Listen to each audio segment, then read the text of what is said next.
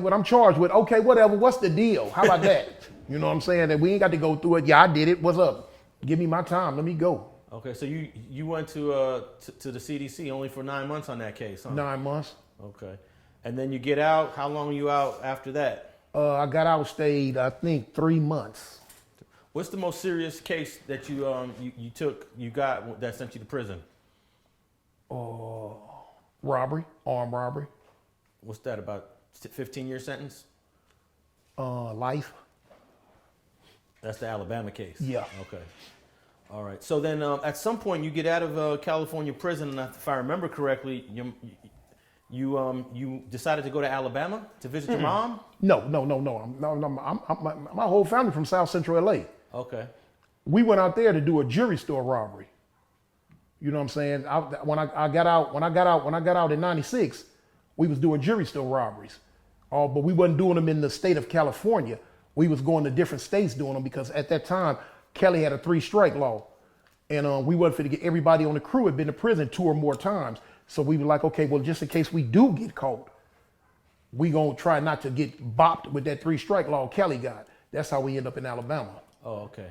Because I thought I remember we spoke once, and your mom said, don't move back to California. She didn't want you to come back. Yeah, but we were here. When I got out on a Monday. She was already on her deathbed. I immediately, by Thursday, I was back in LA. I flew back. And that's when she asked me, she said, baby, do your mama a favor.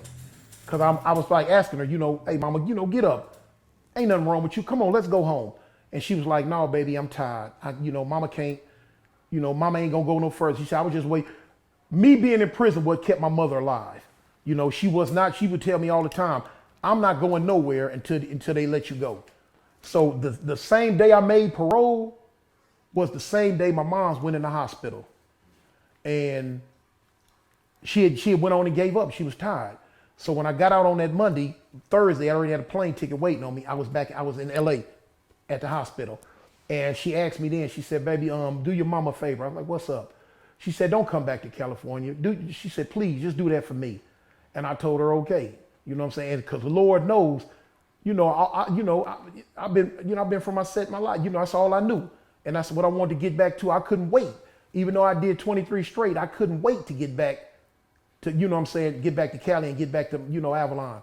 But when mom asked me that and I told her, okay, it was what it was. So, I went on, laid it on down. Okay. Stayed in Alabama. Now I wanted to ask you about a very close friend that you've mentioned before that is resting, Crazy Ray.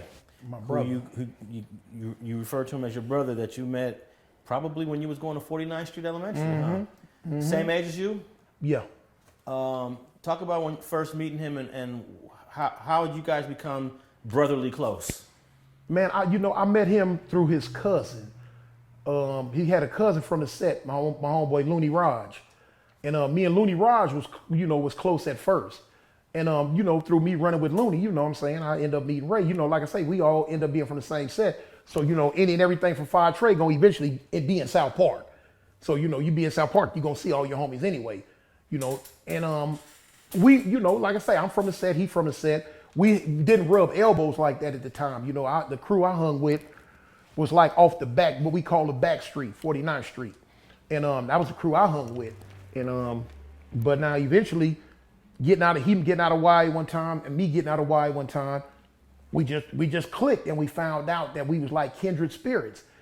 We was kind of like total opposite on how we look and dress, but on the inside, we was the same. You know what I'm saying? The homie was a cold killer. He was a cold rider. You know what I'm saying? And we just took to each other, homie. You know what I'm saying? Like a fish to water. And what year did we lose him? The homie got killed in '93. Gang banging? It was some internal stuff in the set. I ain't gonna go into it that deep, but it was some internal stuff. Yeah, let me ask you a question about that because I guess you could say Crips were all unified at one point. Then you get to '79, there's a split. There's Crip fighting, but then when you get into the 80s, maybe 90s, there's internal fighting. Every set is susceptible to this. Right. So it seems like the level of conflict has covered everything from in Crip infighting to internal in your neighborhood fighting. Right. Yeah. You go through that. I mean, it's to the point now.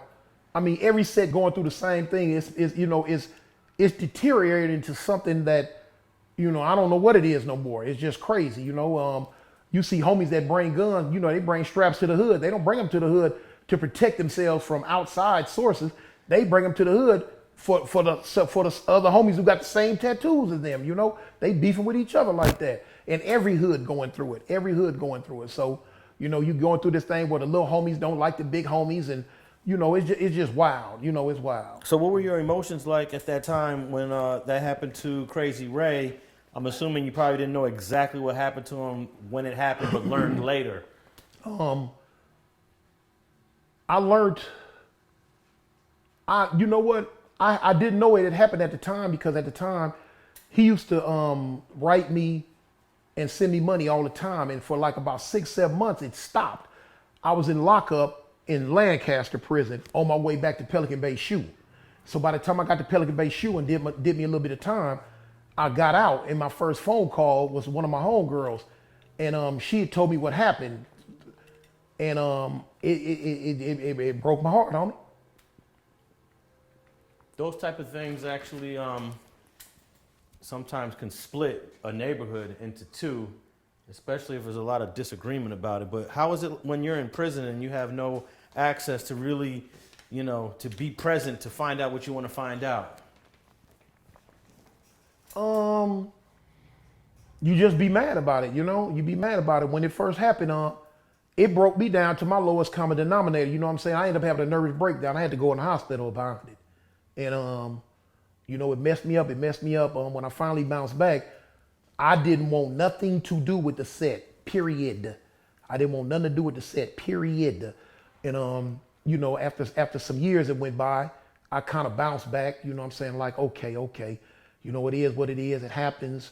Boom. And I just went from there. You mentioned Pelican Bay SHU, man. Uh-huh. It's considered one of the most notorious prisons in the California Department of Corrections. Right. Why did you get sent there, and what was that experience like? The first time I got sent there was some Crip on Blood stuff in Corcoran. I got sent to the SHU there. Then when I got out, the second time I went there was the ride with the Mexicans. Getting into it with the Mexicans. That was what always kept me going in and out the SHU. I've been in Pelican Bay SHU twice. I've been in Corcoran SHU twice. And other than that one time with the Crip on Blood thing, all the other times I went to the SHU programs was, the black Mexican thing. Were you in the Pelican Bay SHU during the same time that Monster Cody was there? Was he in the SHU with me? Because he was there in around the early 90s. Right, I went in. Yeah. I went to the SHU in '91, so I think he was there. He might have been. He wasn't in my pod, but if I can remember right, I think he was there, but he was in one of them other pods, I think. Yeah, and in the SHU, can you explain the design, the structure? What does it look like? Okay, when you first come in, you have a huge cube in the middle, so the police, they can walk around A, B, C, D, E, F, G, look into the pods. When you come around, when you go into your pod, you got 4 cells up, 4 cells down. You got an upstairs shower, downstairs shower. Downstairs you got the door where you can go to the rec yard. The rec yard ain't numbered about 20 feet long, 10 feet wide. You know what I'm saying? And that's all it is. You in there, like I say, 23 hours a day. That's all you got. When you get your free time, your 1 hour free time, where do they allow you to go during that 1 hour free time? Are you outside free, or are you still in a locked up? No, when you come out, you going. It's because you're getting your little 1 hour rec yard. When you come back in from the rec yard, you back in your cell. Ain't no out roaming around, none of that. From your cell straight to the rec yard. From the rec yard straight back to your cell. And are you able to socialize with other people in that rec yard for that 1 hour? You can socialize with your cellie. You know what I'm saying? If you have a cellie. A lot of people didn't want no cellie. Like I didn't want no cellie.